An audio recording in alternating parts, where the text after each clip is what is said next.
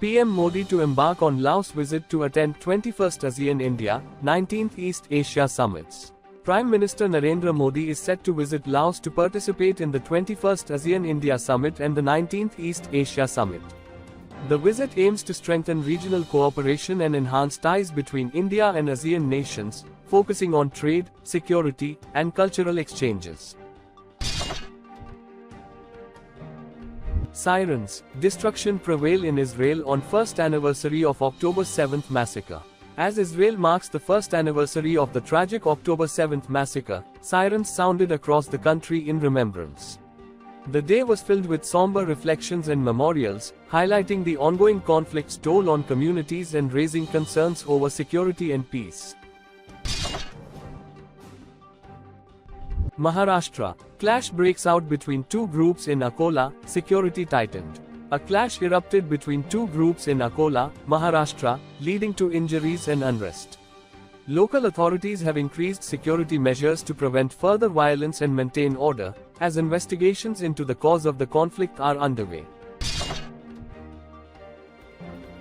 CIA Director Burns discusses Israel's response to Iran.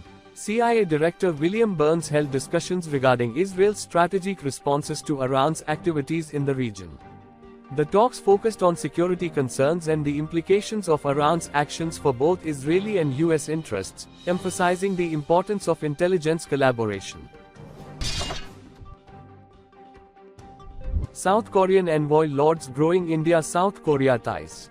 The South Korean ambassador to India praised the strengthening bilateral relations between India and South Korea, highlighting collaborative efforts in technology, trade, and cultural exchanges.